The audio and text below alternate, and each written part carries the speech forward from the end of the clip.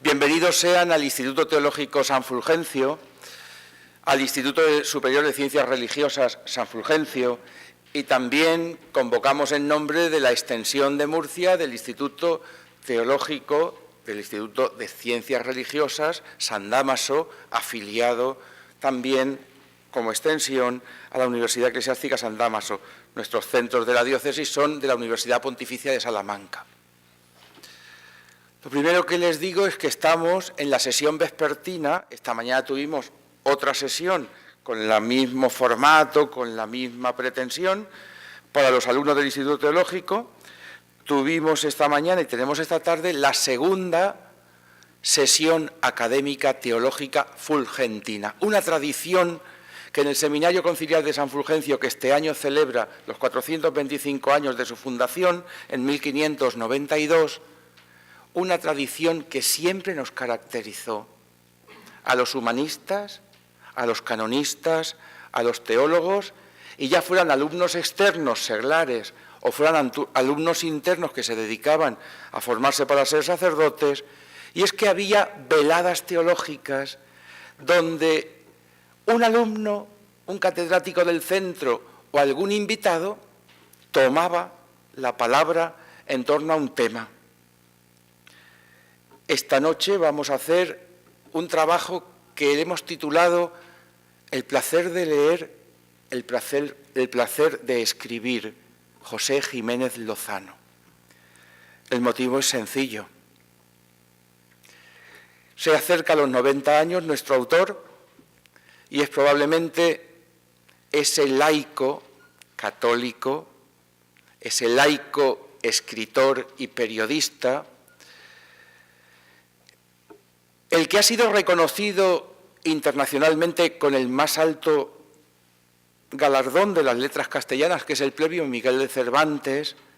Un año, los pares, se suele, no está escrito, pero así sucede, los años pares se da a un escritor español de España y el año impar se da a un escritor español de Hispanoamérica. Este año además tuvimos la suerte de que fuera un catalán, para que no se nos olvidara. Fue el rey de España el que hizo, antes Juan Carlos, ahora Felipe, la entrega nada menos que en el Paraninfo de la Universidad de Alcalá. Estamos en un año cisneriano. Se han cumplido los 500 años de la muerte del cardenal Cisneros y se han cumplido los 500 años de la publicación de la Biblia Políglota Complutense. La teología tiene como oficio buscar el encuentro y el diálogo entre la cultura y la fe, entre la fe y la cultura. La teología recibe la fe de la Iglesia, pero con las herramientas de la razón busca la inteligencia de la fe. Y se puede hacer desde la orilla de la razón, de las humanidades, de la cultura, como creyentes, y se puede hacer desde la orilla de la confesión religiosa, de la propia teología. Nos acompañan esta noche don José Luis Méndez Muñoz y también doña Victoria Martí Hernández. Los alumnos, por favor, tomen nota, porque la primera promoción de licenciados en Ciencias Religiosas del entonces Instituto a Distancia San Agustín, don José Luis formaba parte. Y eso sucedió hace 10 minutos, que fue en el año 2000. Luego don José Luis, cuando hubo acabado su licenciatura en Ciencias Religiosas, dio el salto y fue al Instituto Teológico Franciscano y culminó su bachillerato en Teología. Yo siempre le digo que tiene que seguir estudiando, pero él me dice que con 2 nietos y con 3 hijos y trabajando en la delegación de enseñanza, que con leer el periódico y rezar un rato cada día es suficiente. No me lo dice así, pero casi sí. Victoria es profesora del Instituto de Ciencias Religiosas San Fulgencio, licenciada en Teología Fundamental por el Antoniano, en la extensión de Teología Fundamental de los Padres Franciscanos de Murcia. Ella hará las veces hoy de rapsoda. Les aseguro que es, por casta le viene, buenísima. Y José Luis no es filólogo, pero con José Jiménez Lozano y con muchos más tiene ese placer no prohibido, pero cada día más extraño, de leer. No me puedo permitir una vulgaridad que dijo el cocinero más televisivo, que se llama Carlos, como yo. Pero si no la diría. Pero hay muy pocos placeres que ya estén permitidos por uno o por otro código. Vamos a plantearnos que la literatura es un caudal teológico y que la teología necesita todas las expresiones a las que la belleza les lleve. La magna expresión filosófica, la inaprensible, con H intercalada, poética, la literaria, la narrativa y también cualquiera otra.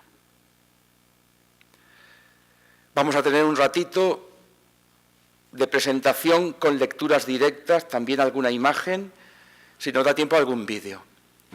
Pero me interesa sobre todo, y estoy más quedo que lo habitual en mi tono,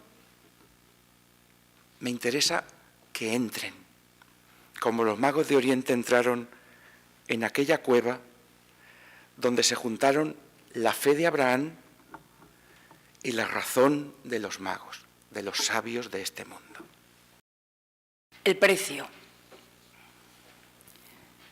Matinales neblinas, tardes rojas, doradas, noches fulgurantes y la llama, la nieve, canto del cuco, aullar de perros, silente luna, grillos, construcciones de escarcha, el traqueteo del tren, del carro, niños, amapolas, ancianos y desnudos árboles de invierno entre la niebla. Los ojos y las manos de los hombres, el amor y la dulzura de los muslos, de un cabello de plata o de color caoba, historias y relatos, pinturas y una talla. Todo esto hay que pagarlo con la muerte. Quizá no sea tan caro.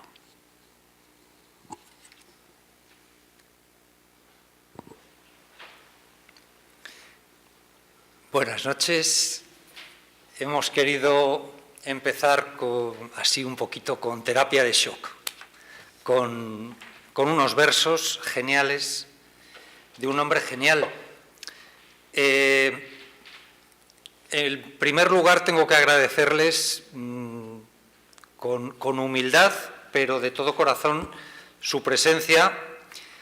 La mitad de las caras son amigas, son amigos de mucho tiempo, de muchas circunstancias distintas, además, de orígenes muy distintos. Compañeros de trabajo, algunos que han tenido que coger el coche para venir, otros que están esperando para irse a su casa y han venido a echar un ratico aquí y espero no aburrirlos demasiado. Y si los aburro es que no será la palabra del literato, sino serán las mías que en poco valen. Decía esta mañana y repito ahora, temor y temblor en este aula, temor y temblor en esta cátedra que ha sido, en la que yo he asistido de alumno muchos años, con muchos profesores que están y otros que están en el cielo, y eso produce pues eso, el estupor que provoca lo sagrado y que, insisto, temor y temblor. ¿Quién es Jiménez Lozano? ¿Quién es don José Jiménez Lozano? Pues miren ustedes, es un hombrecillo pequeño, así de la talla de, como decía Teresa la de Ávila, menudo detalle, no menudo detalle, sino menudo detalle, refiriéndose a Almudejarillo, a Juan de Yepes, a San Juan de la Cruz. Un hombrecillo de aspecto frágil, un anciano, y hoy los ancianos cada vez son más insignificantes y los que nos vamos aproximando a la ancianidad nos aproximamos indefectiblemente a esa insignificancia. Pero es un hombre que, para mi humildísimo gusto, y aquí hay quien sabe de letras mucho más que yo, para mi humildísimo gusto es de las mejores plumas que quedan vivas en español. Pero no puedo hablarles desde la neutralidad, desde la asepsia. Don José es un hombre que a mí me ha enseñado muchísimo. Don José es un hombre que se ha metido en mi casa, se ha metido en mis afectos, me ha recordado pues a escritores que yo ya había olvidado hace tiempo o había leído hace mucho y los he releído con gusto, me ha descubierto otros. Les recomiendo a quien tenga un cierto interés que visite su web. Es fantástica. Él no tiene ni idea de informática, ni falta que le hace, ni quiere tenerla además. Es muy torpe con las máquinas y está encantado de esa torpeza. Tiene quien se lo haga. Doña Guadalupe Arbona, que algo sabe de estas cosas, y doña Guruces Galparsoro y alguna otra, sobre todo señoras, tiene mucho predicamento con el sexo femenino. Le ayudan y hacen verdaderas maravillas. Bien, pues este señor nace en 1930 en una familia humilde, en un pueblito de la Moraña bulense, en Langa. Va a cumplir los 88, por tanto, y es un niño de la guerra y un niño de la posguerra. Contaba esta mañana, y hay que contar alguna cosita breve de este señor, hablaba de los silencios que había en la casa, de los silencios terribles en los que apenas los adultos balbuceaban un poquito en voz muy baja en las habitaciones más profundas de la casa, pero no se atrevían porque estaban hablando de cosas que podían costar la vida. Su padre era secretario del ayuntamiento y eso garantizaba un bien pasar en la casa. Decían que el hambre rondaba la puerta pero no entraba. Y ese desahogo económico les permitió, tanto en la guerra como sobre todo en la posguerra, llenar la casa de tíos. Eran tíos y eran tías, y eran personas que no tenían dónde ir. Eran personas que el régimen las perseguía y había que inventarse identidades. Y aquella madre, doña Sofía Lozano, que era una mujer endeble, muy poquita cosa, un pajarillo, y enferma siempre del corazón, tenía, sin embargo, una reciedumbre, una fortaleza moral, una fe inquebrantable y una claridad en el mandamiento nuevo del amor, que tenía la casa siempre llena, del que el niño Pepe pues decía que eran sus tíos, pues mi tío Felipe, mi tío Jesús, y esta mañana, como anécdota, la religiosa que hacía las veces de Victoria y que leía magníficamente, ya muy mayor, también decía, pues en mi casa también había un tío Jesús. Y se ve que en las casas de las gentes de bien, en la guerra y en la posguerra, abundaron tíos que no eran tales. Este niño pues estudia en una escuela una educación nada sentimental. Estudia con un maestro depurado, un maestro que había, por lo visto, sido republicano o acusado de ello era suficiente, y entonces pues estuvo unos años depurado y después pues se hizo cargo de nuevo de la escuelita de Langa y les enseñó, pues decía él, nos enseñó cantando, con música, cosa que es de mucha risa para los modernos pedagogos, pero que causa poquísima en los que sabemos que efectivamente la música, el ritmo, la rima, la poesía, facilita el aprendizaje y facilita que eso se quede en la memoria.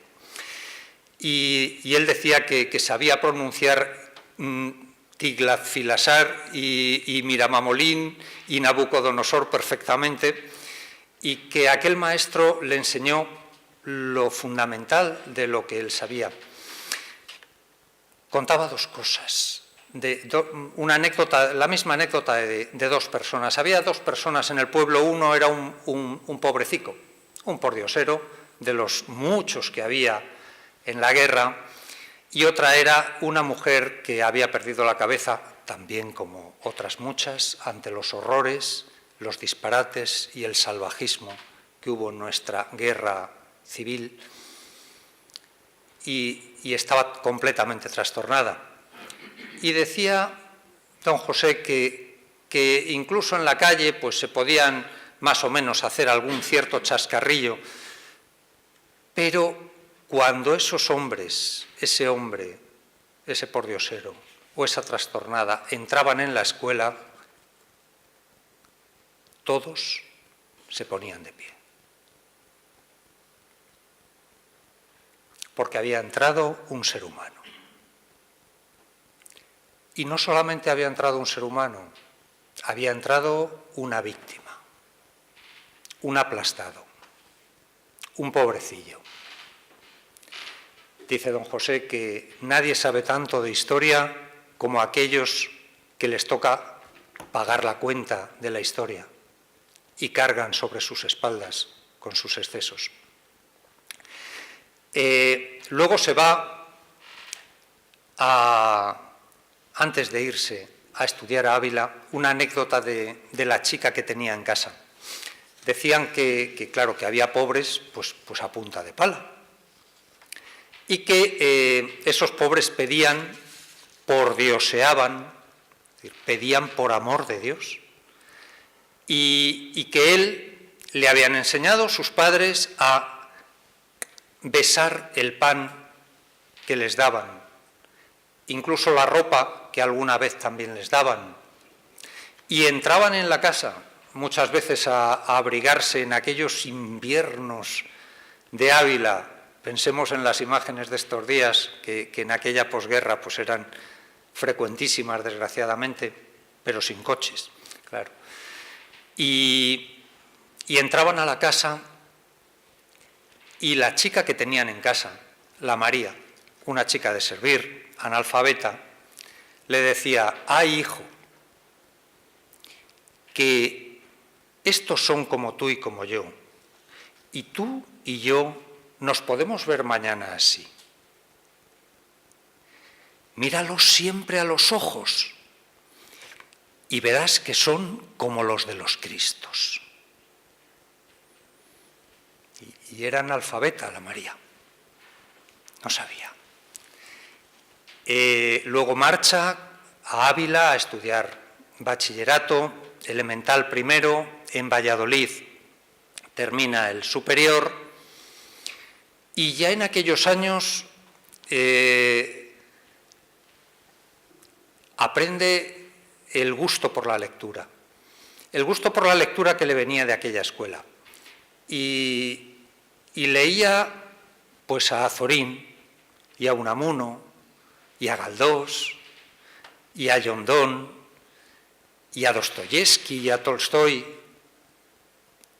y le fascinaban. Y disfrutaba tantísimo con aquellas lecturas que también tengo que hablar de la lectura bíblica. La narración bíblica, la narración semítica, le fascinó siempre. Los los judíos han inventado la narración, probablemente. Y esas narraciones de la historia sagrada le fascinaban. Vamos a parar de escucharme a mí, que ya llevan 10 minutos largos, y vamos a darle voz a don José. Vamos a leer un cuento, Victoria, el que quieras. Hemos seleccionado unos cuantos y esto es como escoger un hijo en vez de otro. Al final cuesta sacrificio, pero bueno. El Padre Nuestro. Vas a la escuela, luego vas al ejército, vuelves, te casas y cuenta que ya has hecho la vida. Empiezan a nacer chicos, los crías con esfuerzo y sacrificio y ya ves, el Luis murió en África en unas maniobras, la Obdulia se casó en Madrid y se fue en sangre en un aborto y ahora el Melchor le atropella un tractor. Y la mujer ahí dentro, en la alcoba, paralítica e idiota, todo el día diciendo que por qué se habrá casado conmigo, que ella, con un señor como el que la tocó en Madrid cuando estaba sirviendo, que cómo tocaba, y no a lo bruto como este hombre o lo que sea yo. Estaba allí sentado a la lumbre con las tenazas en las manos y eso es lo que decía a su amigo Germán, el tío Melchor, porque le había venido a dar el pésame por la muerte de Melchorcito. Esta es la vida y no hay más leches.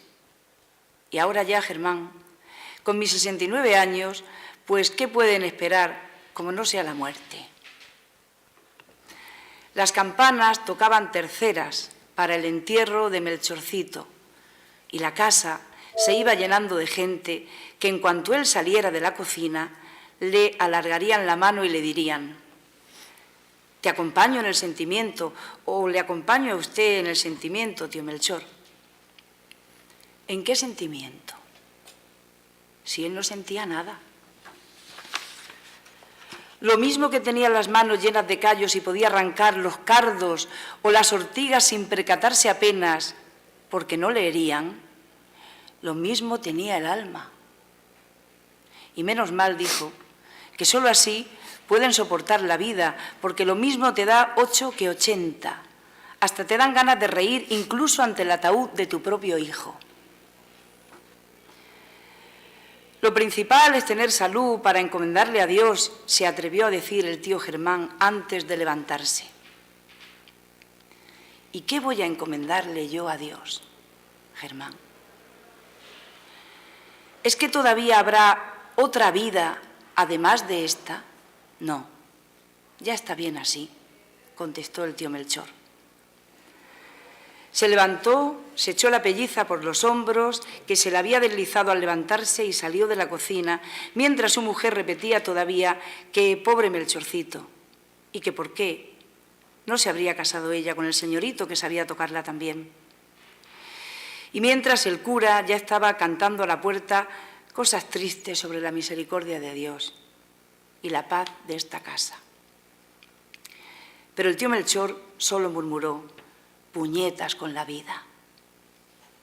Y luego coreó con todos el Padre Nuestro que había comenzado a rezar aquel cura. Su alma era efectivamente como un callo, como sus manos, pero se conmovió un poco cuando dijo que estás en los cielos. Quizá porque era la primera vez que reparaba en ello y le parecía extraño, demasiado inseguro o demasiado lejos, como siempre habían sido sus esperanzas que nunca se habían cumplido.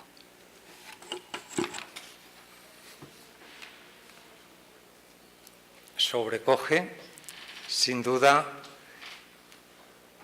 pero así son sus personajes. Así son y es una actitud ética la que le impele a escoger esos personajes, esos seres de desgracia, esos que cargan con el peso de la historia, como decía antes, vamos a seguir un poquito con este escritor, esbozando ya cosas de él, no cosas de su biografía, sino cosas de él. Empieza a trabajar, bueno, nos habíamos quedado creo que en el instituto, no, se va a Salamanca a estudiar Derecho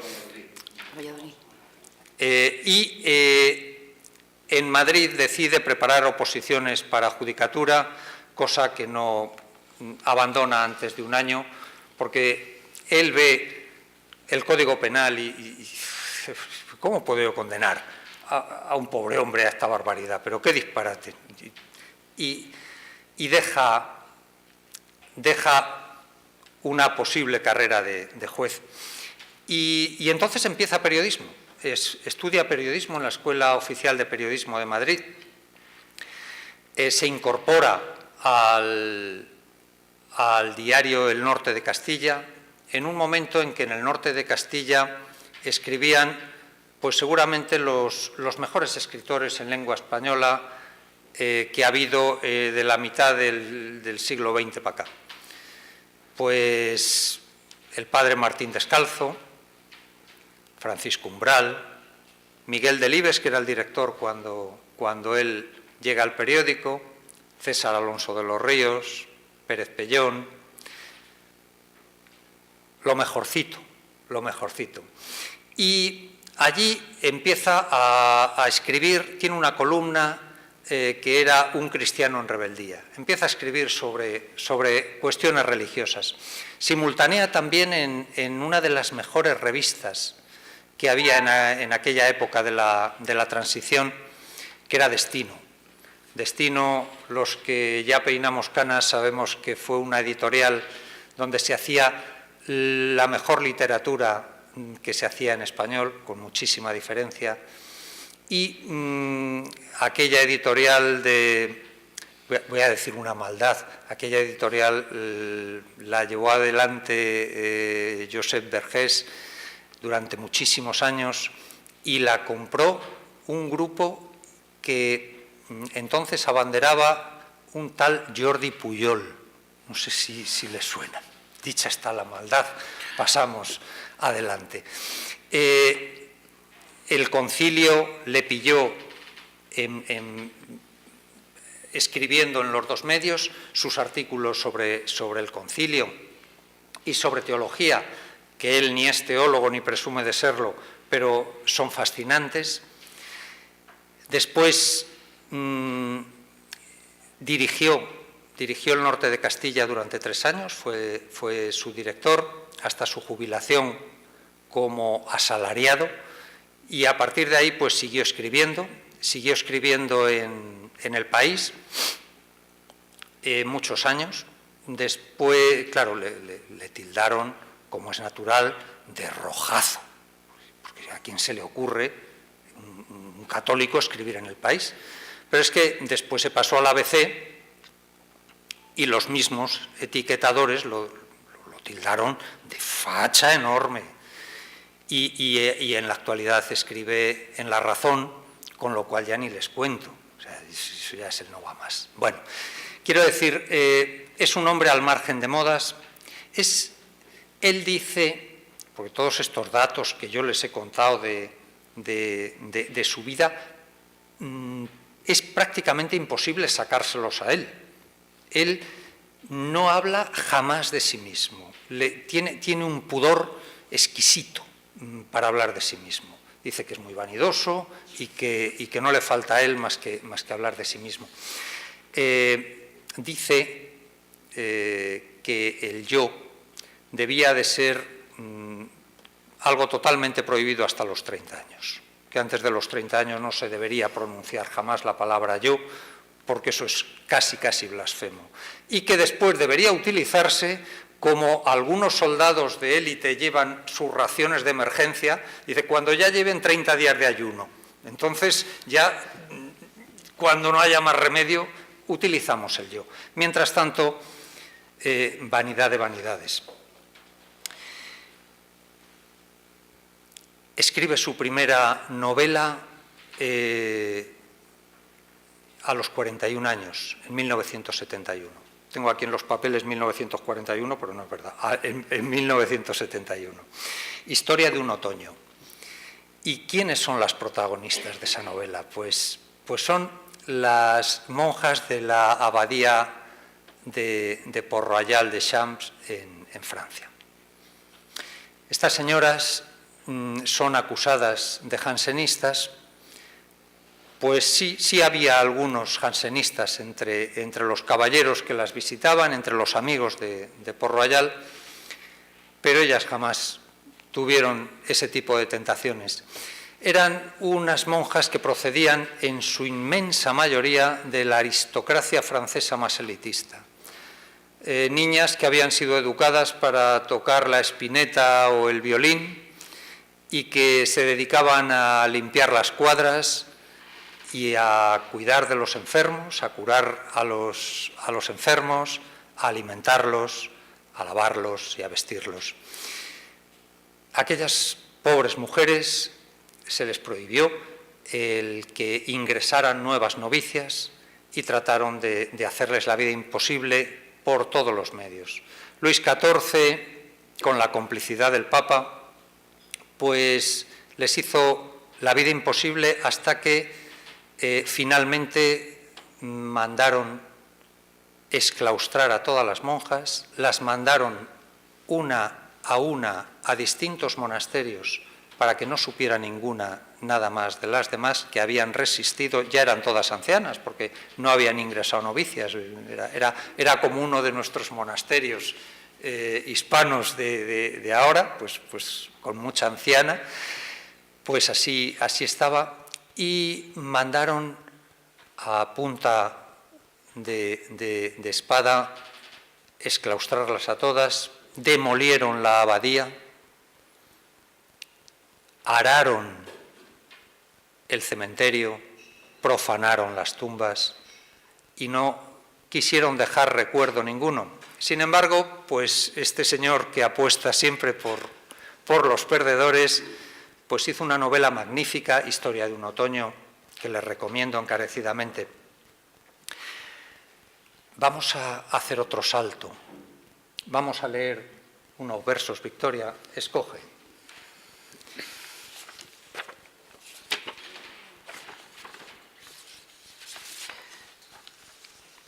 Tumba de Cartujo.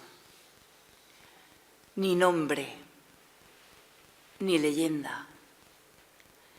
De un monje únicamente queda un recuerdo oscuro. Silencio mientras vive y olvido cuando muere. Cartujo, seguidor de Bruno, o tú mismo. Cirio de Pascua. Encendido en la tiniebla de la noche, cirio de Pascua.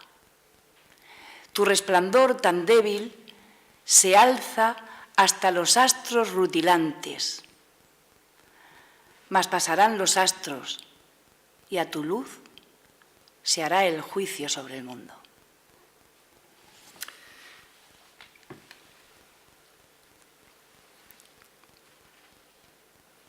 El silencio, no quiero que sea pesado, pero igual que la música necesita un silencio, creo que la poesía también.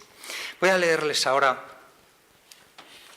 cómo se autodefine él, qué dice él de sí mismo. Él dice, algunos lo tratan de escritor secreto, escritor oculto, porque él prefiere decir escritor privado. ¿Por qué? Pues porque en este país tan hermoso como en ocasiones bobalicón, las etiquetas nos pueden desgraciar. Y a este hombre le han colgado el San Benito de escritor católico, porque es católico y porque es escritor. Y porque escribe también muchas veces en su escritura, toda es un trasunto de un Viernes Santo. Es una escritura que transverbera, que transfigura la cruz continuamente. Quizá en donde mejor se nota es en sus cuentos. Los cuentos son purísimos, quizá también los versos, pero toda su escritura. Y como le colgaron el San Benito de escritor católico, pues eso le ha creado infinitos más problemas que satisfacciones, como es lógico. Y dice él, a lo mejor o probablemente toda mi escritura ha estado rodeada de muchos más equívocos y desconciertos, pero yo no creo que tenga que pedir disculpas por ello, ni tampoco ofrecer justificaciones de ningún tipo. Solo he tratado y trato de ser libre. He escrito al margen de la moda, siempre algo detestable y de muy mal gusto, sobre todo para nosotros, le Monsieur de Port-Royal, y lejos de los círculos literarios, sin ligazón alguna con ningún grupo político o de influencia social y sin haber pisado jamás los pasillos del poder. Sin promoción de montajes publicitarios, nada fáciles por lo demás, ya que no he puesto nunca azúcar en mis libros para que las moscas se los disputen. Como ven, el humor sigue siendo una cualidad del amor. Así es como he preferido hacer las cosas y como espero seguir haciéndolas. Y ya sé que esto tiene un precio, pero lo pago con mucho gusto, entre otras razones porque el precio que hay que pagar por estar en la cresta de la visibilidad literaria es demasiado caro para mí, me destruiría. Y la verdad es que no me subyugan estas metas mundanas, quizá porque conozco bien su envés, el funcionamiento de sus ruedecillas y la cara sin enharinar, y no soy capaz de tomarme en serio sus resultados. Pero la verdad es también que no tengo aptitudes personales para la lucha y la representación que exige la vida pública literaria, sobre todo entre nosotros. Así que probablemente se trata de una limitación mía, pero si a estas mis limitaciones se añade que estos libros míos abordan temas e historias tan seguros de entusiasmar al público, a los más media e incluso a las élites del poder cultural, como la muerte, las desazones de la vida espiritual, los problemas de la libertad interior, el lado irrisorio de la fe cristiana, el rostro miserable de los más aplastados, la cara oculta de la historia, que suele ser atroz, la urdimbre del cinismo español o cosas así, y de un modo que probablemente también intranquiliza al lector o le revuelve el estómago, es indudable que el destino de estos libros míos queda marcado. Es posible que su vida resulte más que difícil, pero eso mismo pienso yo que sería también lo que los salve de la irrelevancia.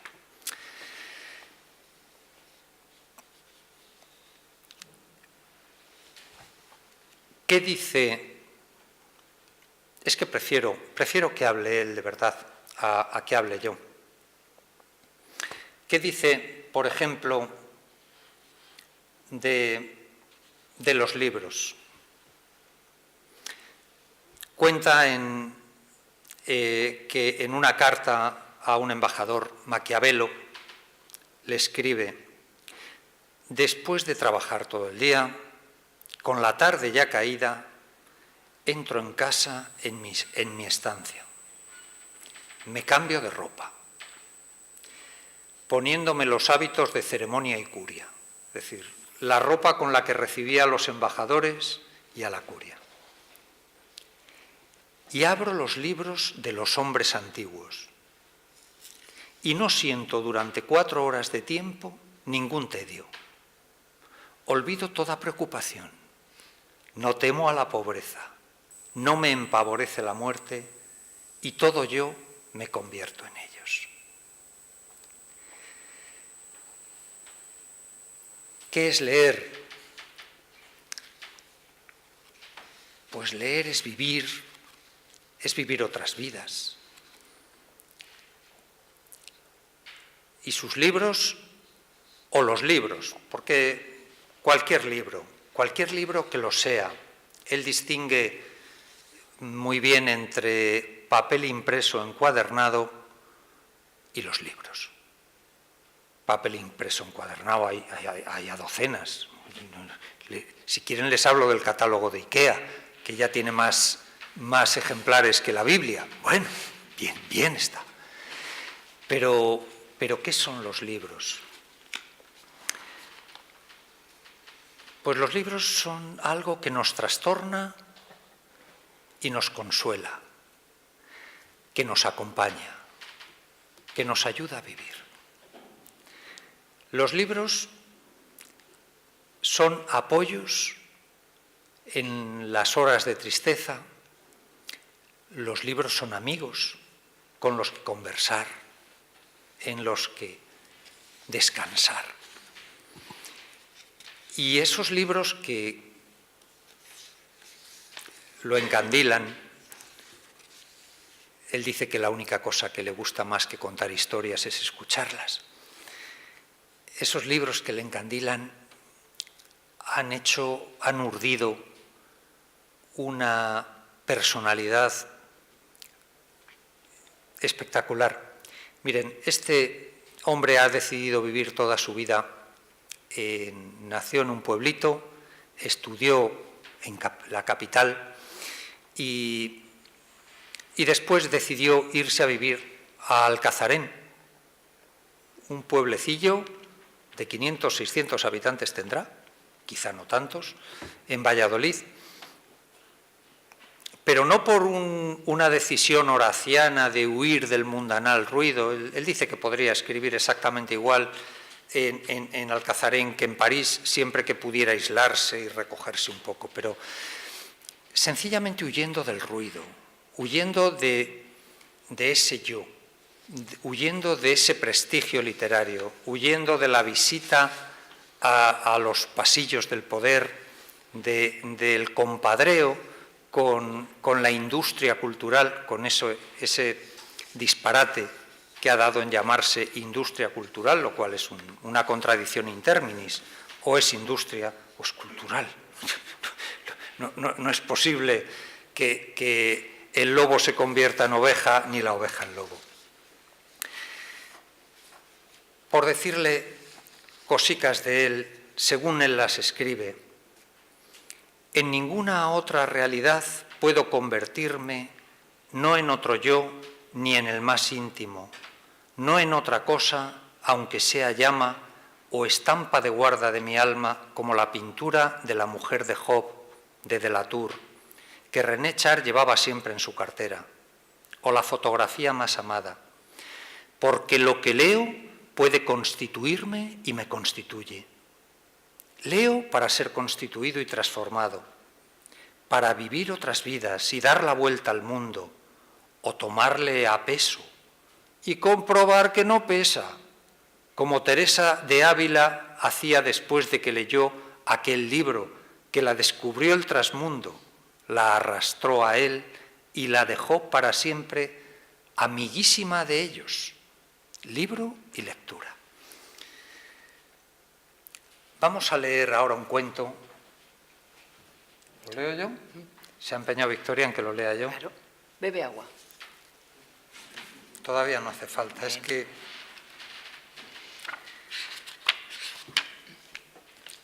se titula Los cuquillos, ya ven ustedes, editorial Destino, papel amarillo, y dice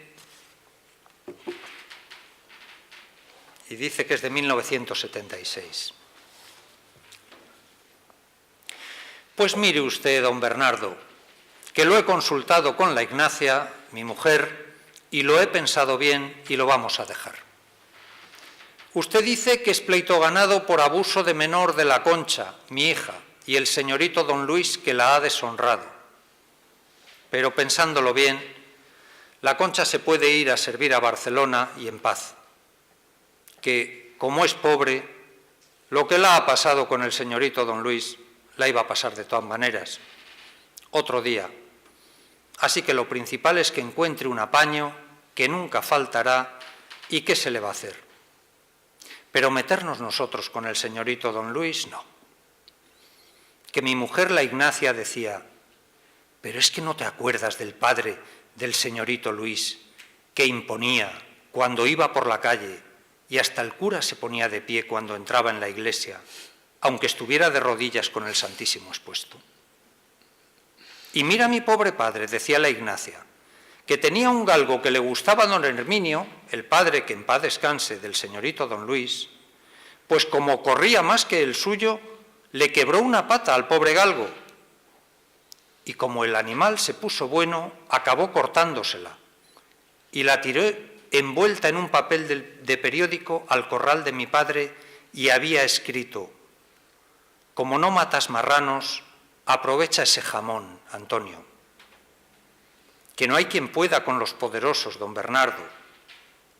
Y lo que decía mi mujer, la Ignacia, que yo todas las noches pidiéndola a la Santísima Virgen, Virgen Santa, que no la crezca la delantera la Concha, que esta chica ha echado muchos muslos, que por lo menos Santo Cristo del Amparo no ponga el Luisito, el señor don Luis, ya entiende usted, sus ojos en la criatura.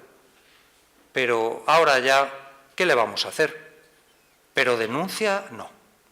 Y si la llaman a la Concha, donde el juez dirá que ni la ha tocado, o hasta que he sido yo mismo, ya ve usted, que lo último, la niña de mis ojos, pero prefiero ir yo a la cárcel. Pero tocar nosotros al señorito don Luis sería la ruina. Que ya ve usted, cuando el Atilano, mi hijo, trajo la transistor del África tan maja y la pusimos, que fue el día que se murió don Juan, el hermano soltero de don Herminio, y éste la oyó y entró en la cocina y con las tenazas, ¡zas! Que ese día no oye música ni Dios, que está mi hermano de cuerpo presente. Y lo que dice la Ignacia, que bendito Dios que no estaba allí el Atilano, que luego preguntaba: ¿quién ha roto la radio, padre? Un día se me cayó del carro y no me di cuenta y la atropellé. Y el Atilano dice: es usted más bruto. A ver ahora, solo se le pueden traer azadones. Y fíjate, Mariano, dice la Ignacia que cuando el Luisito era chico se asomaba por las piernas de nosotras, las muchachas de servir, y tenía que dejarle que viera varietés, como decía su padre. A ver tú, Ignacia, que estás buena, que el Luisito va a ver varietés. Que anoche la Ignacia lo decía por primera vez, que era mejor no mover más las cosas. Y yo la pregunté que si pasó algo con el Luisito, y que no, Mariano, que un chiquillo, que qué iba a ver, si además teníamos enaguas y pantalones, que mi madre decía, la Ignacia, siempre nos ponía pantalones, que como éramos pobres y un día u otro nos iba a pasar algo, que era más difícil con pantalones de lienzo y cintas, que dan tiempo a gritar. ¿Y el don Herminio? Dije yo, que si pasó algo con él y contigo. Y que no. Y entonces yo la dije a la Ignacia que ahora estos hijos de tal iban a pagarlo todo, los tales de la casa grande. Y por eso le dije a usted, don Bernardo, que adelante, que la ley y que la Concha, mi flor, pudiera llevar la cabeza alta.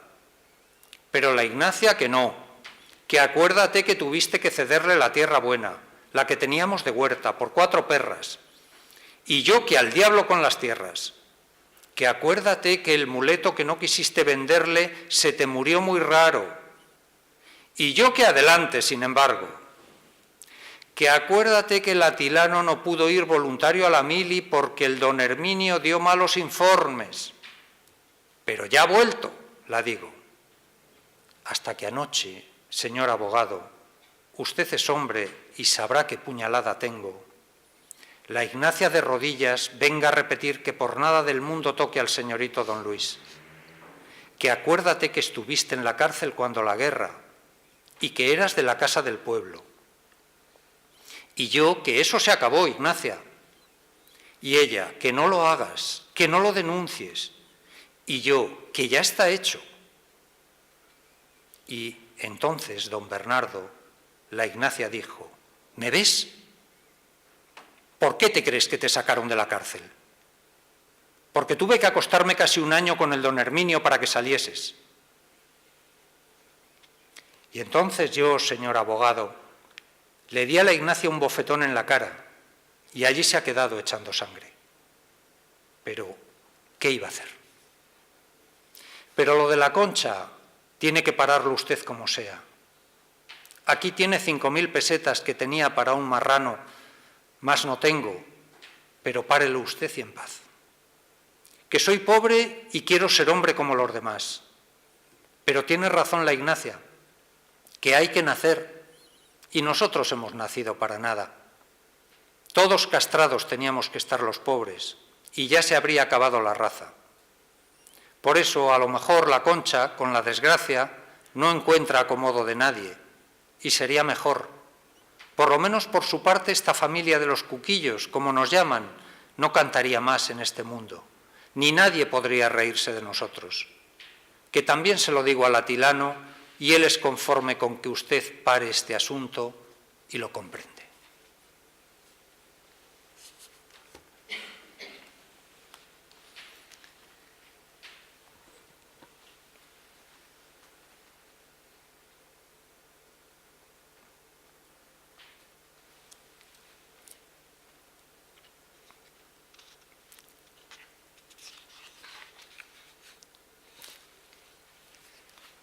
Casi resulta complicado seguir. Les contaré, por dejar de leer, que no quisiera, les contaré una anécdota que cuenta él de su infancia, de la guerra. Dice que su madrina de bautismo, pues una noche unos de los que llegaban a hacer el paseo, a darle el paseo a los que no eran de su bando, da igual de un bando que de otro, una noche fusilaron a un muchacho. Y la mujer, la madre del muchacho, poco menos que enloquecida, gritaba y a los asesinos les pareció poco y entonces le impidieron que gritara, que llorara y que llevara luto. Y ahí es donde salió esta su madrina de bautismo, que según él decía, nunca había levantado la voz, no se le había oído una palabra más alta que otra. Y se cuadró delante de los asesinos y les dijo que de ninguna manera, que la dejaran en paz.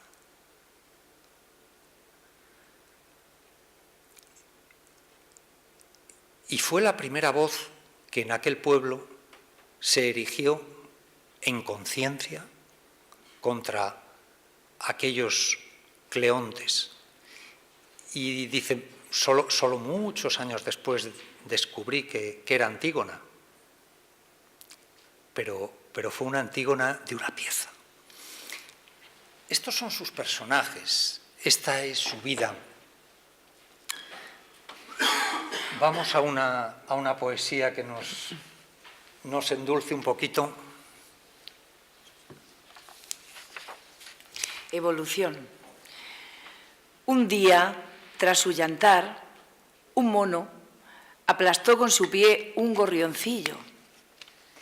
Oyó el chasquido de sus pequeños huesos con placer. Hízose hombre.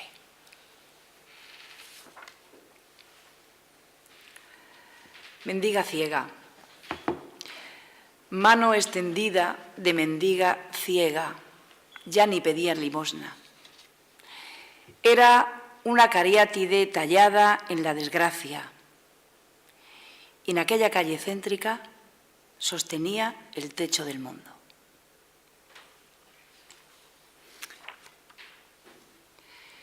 Completas.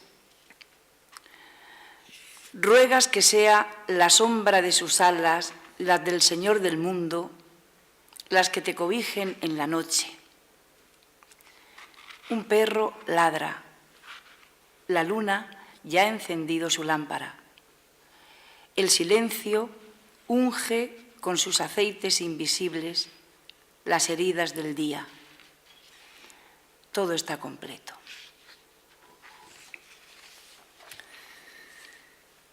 Para que vean que tiene muchos registros. Este libro que les recomiendo y que a alguno de ustedes se lo he regalado yo, se titula Una estancia holandesa. Este señor es un enamorado de la belleza, de cualquier forma de belleza, y singularmente de la pintura, y le fascinan, hay muchos pintores que le fascinan, pero especialmente los holandeses del 17 y 18. Y porque dice que sabían pintar los interiores fantásticamente como nadie los ha pintado, con una luz y con una serenidad difíciles de conseguir. También Georges de Latour con esos claroscuros y Caravaggio. Vamos a hablar un poquito de la lectura. Le pregunta, es una entrevista, es todo el rato una entrevista, y hablan de lo divino y de lo humano. Hablan de infinidad de cosas. Sobre lectura, dice, están los lamentos por los bajos niveles de lectura y las campañas para promoverla.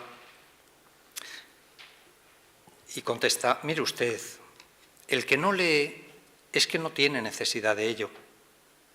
Le basta con la vida de los sentidos y las satisfacciones de su psicología. Le basta con el mundo que se ve y se toca, su plana realidad. Y le basta con su vida. ¿Está satisfecho de ella?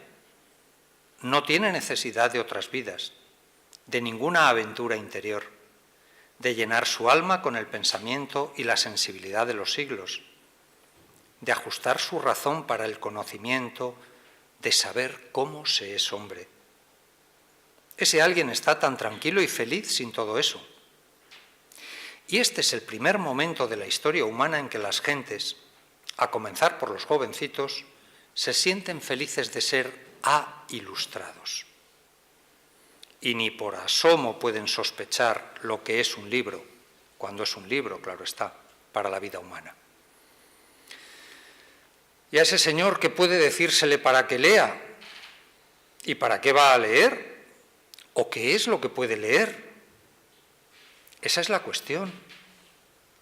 Si alguien no se percata de que las vivencias más profundas de su vivir y el ejercicio de su razón depende de los libros, nunca podrá tener de estos una idea seria. Solo tendrá una idea instrumental o de adorno, de afición a la lectura, como si se tratase del béisbol, y es algo tan bárbaro y primario como lo que dicen los que dicen que les gustan las mujeres como si fueran un objeto. Hasta los educadores, y ponga usted también educadoras, como dirían los imbéciles, hablan de motivar la lectura. Pero es que hay que buscar motivos para leer. ¿Cómo se puede vivir sin hacerlo? ¿Cómo pensar, cómo sentir o hablar sin las voces de los que han pensado, sentido y escrito? ¿Cómo ser hombres sin enfrentarse a esos textos? Estas campañas para leer tienen además un peligro añadido, la banalización misma de la idea de libro. A cualquier cosa se llama hoy libro. Lo mismo da una pura necedad que el discurso del método, los pensamientos, Safo o Coelet. Es la democratización del libro, todos iguales pero por abajo. Y los grandes libros lógicamente quedan excluidos. ¿Y para qué leer entonces? Habiendo televisión es tontería.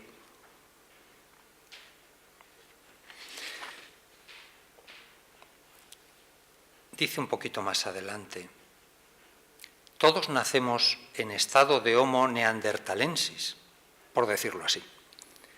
Y la educación consiste, en suma, en echarnos encima 4 o 5 mil años de civilización y cultura.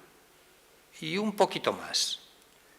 El atrévete a pensar por ti mismo kantiano, es decir, la construcción de un yo insumergible y crítico. Y esto exige tomar siquiera una taza de café con el señor Descartes y el señor Espinosa y algunos otros señores. E ir a la escuela con el señor Sócrates, como le decía, no queda otro remedio.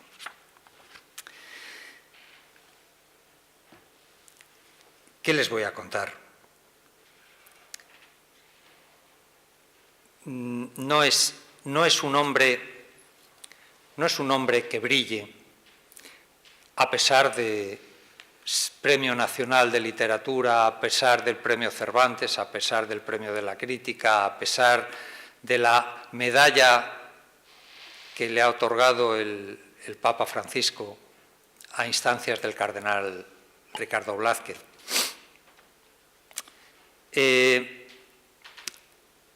No es un hombre que brille, se me ha ido el santo al cielo.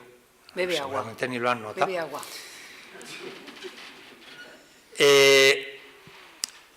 Porque se empeña en no brillar. Hay un empeño deliberado en no brillar.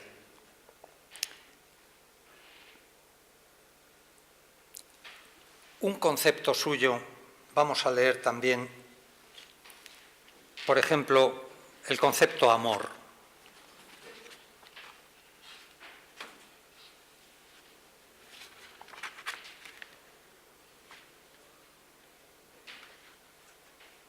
Pues no. Sí. El amor está ahí, y el amor gratuito, como siempre, es el amor. La moda es negarlo, tratar de degradarlo, interpretarlo como patología y locura. De ahí la perplejidad y el escándalo que supone el amor de los místicos. El beso al leproso, una vida ofrecida a otro, a los demás. Como dice Vizincei, la sociobiología que niega el amor o se refiere a él como una patología psíquica no hace otra cosa que afirmar lo que ya han practicado las ideologías del horror, tratar de convertir al hombre en un molusco.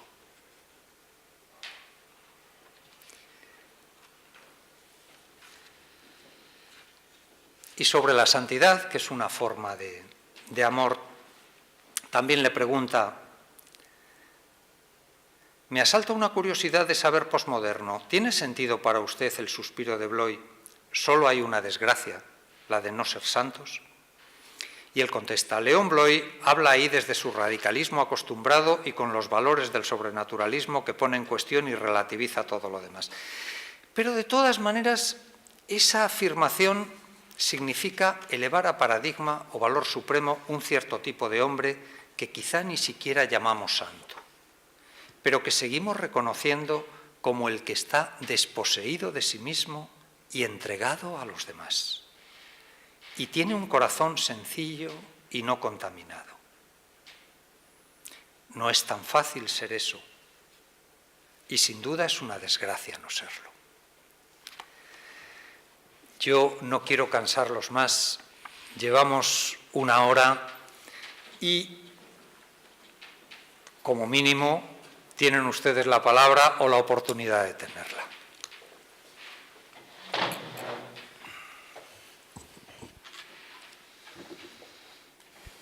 Pues sin duda tenemos la palabra porque tenemos el oído y porque tenemos el corazón. Y sin duda tenemos el corazón y el oído porque, como dice otro poema que rezamos en el oficio, mis ojos, mis pobres ojos, los hiciste para ver y no solo para llorar. Pues tienen la palabra. Vamos a hacer unas cuantas preguntas de la biografía o de la bibliografía, de lo que hemos escuchado, de lo que conocíamos, de lo que queremos conocer. Y no me hagan como los maestros de ahora que tienen que preguntar al auditorio para sonsacar. Los maestros de antes tenían que decirle al auditorio que se callara, pero ahora hay que llevar un sacacorchos a clase. ¿Verdad, Pablo, que eras así? Ahora es así. Su turno, por favor. Muy bien, ha hablado de su infancia, su niñez. ¿Hay algún libro de su biografía de esta parte de su vida? Como he dicho antes, él tiene pánico al yo. Lo que sabemos de él lo sabemos por terceros. No habla prácticamente jamás de sí mismo. No ha escrito nada, pero lo escribe todo. Es decir, en cualquiera de sus obras, cualquiera de los cuentos que hemos leído, sale su infancia entera.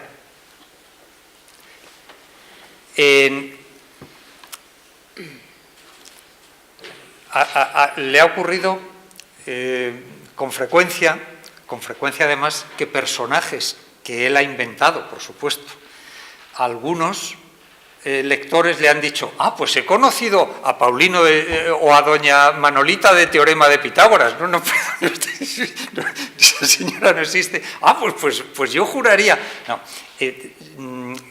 es imposible seguramente escribir sin poner cosas de uno mismo. Lo que pasa es que, insisto, su pudor para eso es exquisito.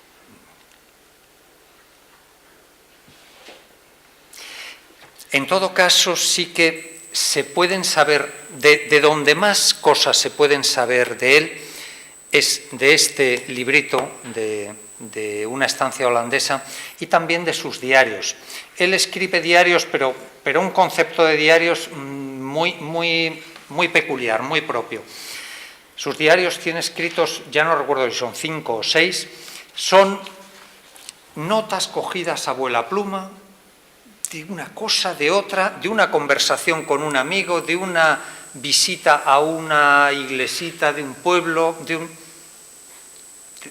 un poco de todo. Y ahí transparece también mucho su yo, aunque no sea su voluntad.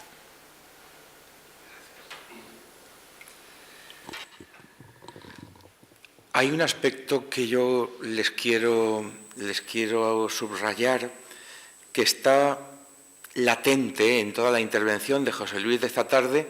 Igual que el literario ha brillado esta tarde, esta mañana estaba latente el aspecto literario, pero está latente y está patente el aspecto explícitamente religioso.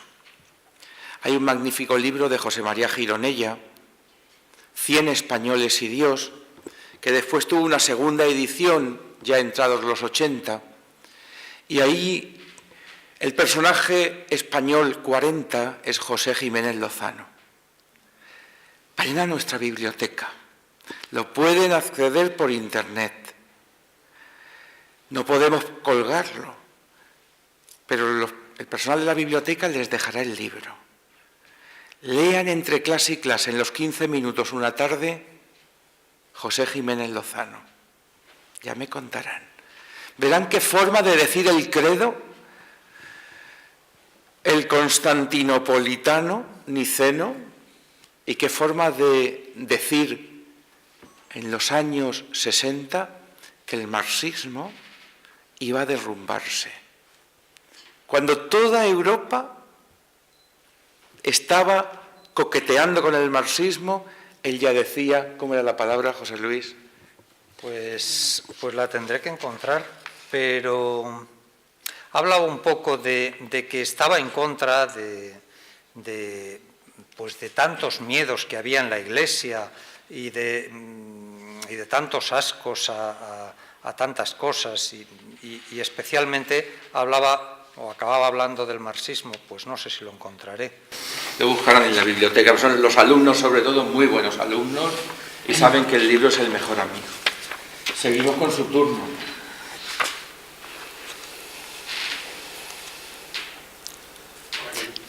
Sí. Yo estaba oyendo a José Luis y contar cosas que me estaba contando de este escritor y me retornaría a mi infancia cercana a un ambiente huertano, rústico, otra costumbre. Entonces yo sé que esta mañana, por ejemplo, la conferencia de un sargento joven,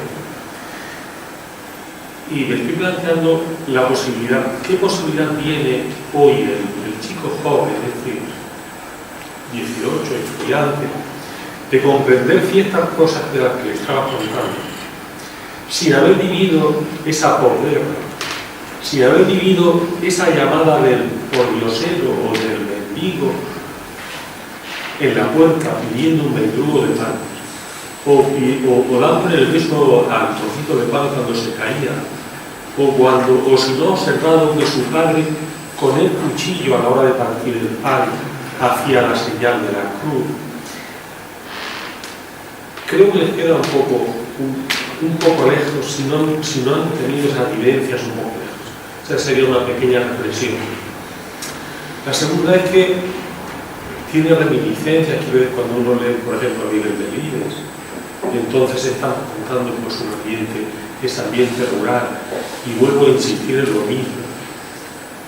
Cuando cerca has conocido a esa chica que estaba sirviendo y ha quedado embarazada, y ha tenido que desaparecer del pueblo y se ha tenido que ir a otro pueblo como doncella. Es decir, creo que es un mundo, hoy son otras formas, claro. Entonces, no sé hasta qué punto, para comprender ese apartado. Otro apartado más intelectual sería su pensamiento sobre el marxismo,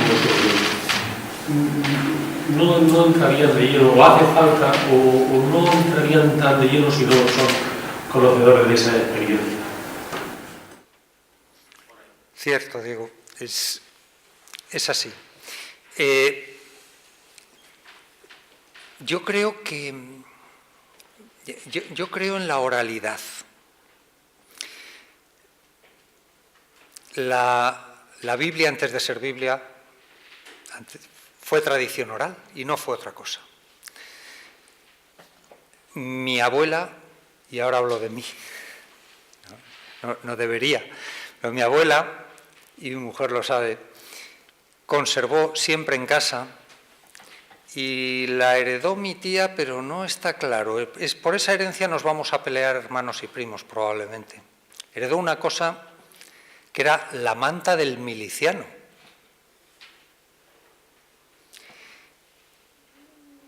Cuando mi madre, que es de la edad de don José, abandonaba Teruel en el año 37, con un nevazo hasta las rodillas, con mi abuela y mi tía, se encontraron un miliciano muerto. Y ese miliciano muerto llevaba una manta atada a la espalda, hecha un petate, un bulto. Y esa manta permite que hoy esté yo aquí. Ha tenido la culpa de que les haya puesto la cabeza como un bombo esta noche. Esa manta salvó a mi madre, a mi tía y a mi abuela probablemente de morir de frío. Es un icono familiar. Yo creo que todos tenemos, en mayor o menor medida, iconos familiares.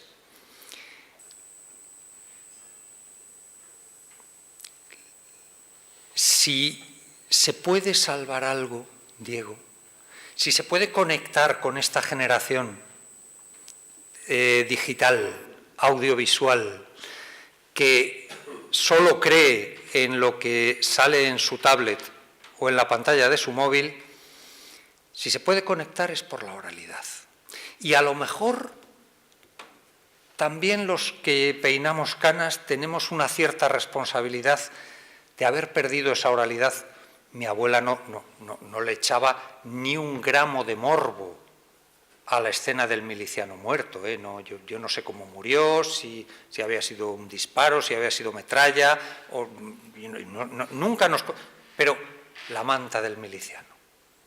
Y mi abuela, cuando nosotros poníamos la tele, y los de mi edad recuerdan las películas del oeste, todas las tardes había pelis del oeste en blanco y negro, y cuando oía un tiro se descomponía.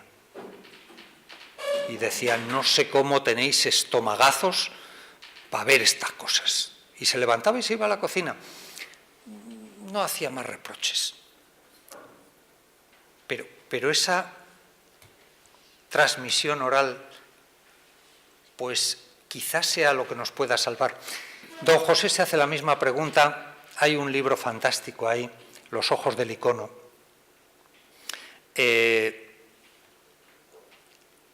¿Dicen algo los ojos del icono a los hombres y las mujeres de hoy?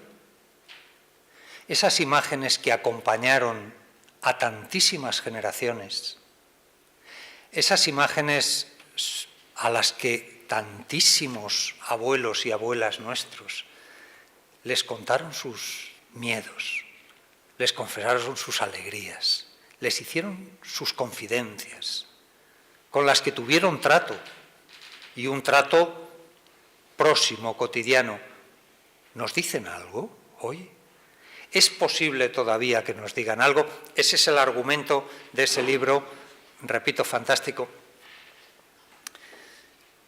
Y no digo más, que me sigo enrollando. El libro Los ojos del icono es probablemente la confesión, pues don José Jiménez Lozano y don José Belicia, los dos Pepes, de ahí surgió un fenómeno que ha transformado el acercamiento a la expresión cultural y de la belleza, las edades del hombre. Don José Jiménez Lozano tiene la distinción, también otro motivo, del Papa Francisco, de haber sido el ideador, que no es lo mismo que el ideólogo, el ideador, con un cura de pueblo y un escritor de pueblo, de algo que nos ha cambiado la forma a los españoles de valorar el patrimonio religioso más importante, los vestigios religiosos que quedan en nuestros pueblos, materiales e incluso inmateriales, son también un caudal de diálogo con el mundo, pero sobre todo de encuentro por la belleza, con la belleza absoluta que es Dios. Y Jiménez Lozano está detrás de esa transformación que en el año 88 surgió del mayor caudal de patrimonio religioso que hay en España, que es la que hoy denominamos antes Castilla la Vieja y el Reino de León, y hoy Castilla y León. Cuando nadie apostaba por esa experiencia, cuando había ya 1 millón de personas que espontáneamente habían dicho, vente a Valladolid, ven a Valladolid, cuando todos decíamos qué está pasando en Valladolid y fuimos a las edades del hombre, la visitante 1.000.001 fue a la sazón la reina de España, Sofía de Grecia. Porque el gobierno de Madrid, el todopoderoso gobierno que iba a dejar España, que no le iba a conocer ni la madre que la trajo, había decidido que eso eran cosas de viejos, cosas de curas y cosas de un lugar donde gobernaba un chiquillo que llevaba bigote y tenía el labio leporino y se apellida Aznar. Yo no soy del Partido Popular. Pero curiosamente pasaron cosas en esa ciudad y detrás había un cura de pueblo que ya está en el cielo y hay otro hombre que está esperando irse al cielo, que es Pepe Jiménez Lozano. Las cosas no pasan por casualidad. Y solo lo que hay escondido, como el grano de trigo que cae en la tierra, y en ese silencio no se corrompe, sino se pudre por amor, da frutos de vida eterna. También estamos esta noche aquí dando gracias a Dios por esa iniciativa, no turística, sino tampoco cultural, sino integral, que son las edades del hombre.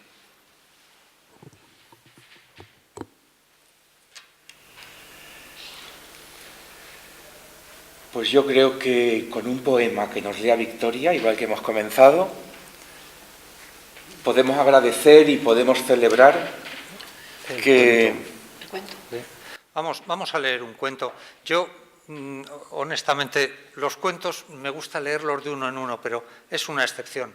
Hoy van 3. Vamos a terminar con el último cuento, son 5 minutos y no le robamos más. Y un segundo. En nombre de todos tengo que decir gracias por haber venido a esta sesión teológica académica fulgentina. Esto lo tenemos que hacer más, porque esto te deja el cuerpo bien y el alma estupenda. Y porque esto es iglesia, y porque esto es teología. Nos quedaremos con esa ermita, quizá. El recibo de la luz. El recibo de la luz. Ella, cuando había ido a llevarle la leche, el pan y un poco de fruta que le llevaba todos los días, y a hacerle la cama y limpiar un poco la casa, se le había encontrado ya casi en la agonía. Ya ni podía hablar siquiera, y ella no sabía si la había reconocido o no la había reconocido. De manera que lo que hizo enseguida fue llamar a una sobrina suya, que era celadora en la Seguridad Social, que vivía allí a 2 pasos de la casa, y esta fue la que le aconsejó que no anduviera molestando a médicos ni a no médicos, ni llevándole a ninguna parte, menos aún a urgencias, como se le había ocurrido a ella en principio, para que la metieran en la UBI, porque aquel hombre lo que le pasaba era que ya estaba casi muerto, y lo que debían hacer era coger un taxi y llevarle a la casa de ella para que allí muriese en paz y acompañado. Y esto fue lo que hicieron. Y luego ella mandó recado al cura del cementerio para que viniese a rezar siquiera una oración, y había venido corriendo y había rezado para que Dios le acogiese. Y esto era lo que había pasado verdaderamente. Y ella no era que fuera familia de él, pero si se miraban bien las cosas, era al fin y al cabo mucho más que familia, ya ve usted, le había dicho. Porque no era que quisiera decir ella la sangre y la familia no tirasen, pero los pájaros aborrecían los nidos y a los pajarillos. Los hijos aborrecían a sus padres y los llevaban a las residencias y asilos. Y los hermanos aborrecían a los hermanos por una máquina de coser vieja que hubiera que repartir. Y no quería decir nada ella de los matrimonios, que no era que hicieran cosas que parecía que se tiraban a matar el uno al otro, sino que se mataban. Pero la madre de este pobrecito, que acababa de morir, había sido la madre de ella y de sus hermanos cuando no tenían qué llevarse a la boca. Y ella y sus hermanos habían sido como hermanos de este hombre que era hijo solo. Y si su madre no quería que le tocasen el aire, tampoco quería que les tocase a ellos.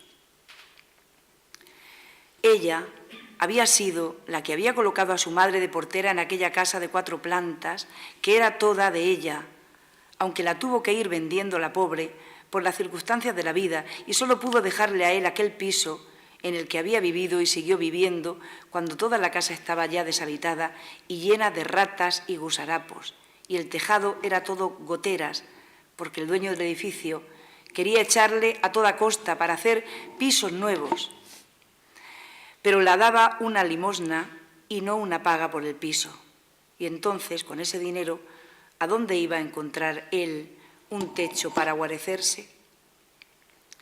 Ese piso era todo lo que su madre había podido dejarle, aunque entonces, cuando ella murió, el edificio tenía sus vecinos y ella no podía imaginar la ruina que iba a venir enseguida, y también se fue al otro mundo sin saber que su hijo se había salido de la iglesia o le habían echado de ella. Por su parte, esto nunca lo había sabido, ni había querido meterse en ello, porque eran cosas y conflictos como lo de los padres y los hijos y los matrimonios, que ellos solo saben los porqués, o a lo mejor ni lo saben, o solo con los deseos que se tienen a veces de hacerse daño los unos a los otros, y la soga siempre se rompe por la parte más floja. Así que fuera lo que fuera, lo que hubiera ocurrido entre la Iglesia y ese pobrecito, la parte más floja era él. Porque veo yo que hay curas que tienen un apresto y una representación, pero este pobrecito, desde que era un niño, era ya como un pajarillo caído del nido, y que ya tiene la condena hecha, o como si anduviese por la vida con zapatillas de suela de fieltro, o como de la almohadilla que tienen los gatos en las patas. Y si nunca había llamado la atención y no era hombre apersonado, tuviera el asunto del discutinio o parecer que tuviera con la Iglesia, pues él tenía que perder. aunque con la sonrisa en la boca, seguro, y sin decir una palabra más alta que otra, ni para quejarse ni para guardar rencor. Y solo Dios, y luego ella, sabían lo que aquel hombre había pasado, hasta de estrecheces, que por no abrir la boca hasta un día le vieron recogiendo cartones cuando ya no pudo continuar de contable en donde estaba empleado porque cerraron la empresa. Como que ella había tenido que cuadrarse con él para que no se le volviese a ocurrir andar por ahí como un mendigo. Y no sería por la falta de ofertas que al principio de no estar en la iglesia le habían llovido de parte de otros que habían sido curas y luego se habían colocado muy bien. Y uno de ellos le ofreció que fuera con él en un negocio de discotecas o cosas así, por lo que ni me dijeron. Y él no quiso, y luego se vio que hizo muy bien, porque aquel negocio fue un escándalo. Porque tonto no era, sino una eminencia. Pero ya decía ella que como un gorrioncillo era caído de un nido. Eso era lo que había sido, porque hay seres así. Y entonces aquel hombre que estaba hablando con ella y había entrado por la puerta de la casa, que estaba de par en par, y había llegado hasta esa habitación donde estaba el difunto, y ella mirándole y rezando, mientras su sobrina hacía los menesteres que había que hacer para el ataúd y el entierro, dijo que por qué le contaba a él todo esto, que él solamente venía, como tantas otras veces, a cobrar la luz de la casa, que ella pagaba, que si no se acordaba, y que qué significaba aquella cinta en el cabezal de la cama que decía que la luz perpetua luzca para él, que qué luz era esta, que si era de otra compañía, que le habían mandado esa publicidad. Ella se levantó con una ligereza, como si la hubieran puesto a oscuras en el asiento. Salió de la habitación y al instante volvió con un dinero en la mano y se lo dio. Esa luz es gratis y no la cortan nunca, ya ve. Y entonces le pareció a ella que al volverse el cobrador de la luz de espaldas para salir, el muerto se había sonreído con aquella maravillosa sonrisa que había tenido toda la vida. Y se impresionó ella de pronto, pero luego, y que Dios la perdonara, también se había sonreído y casi la pillan sonriéndose los que venían con el ataúd. Buenas noches, muchas gracias.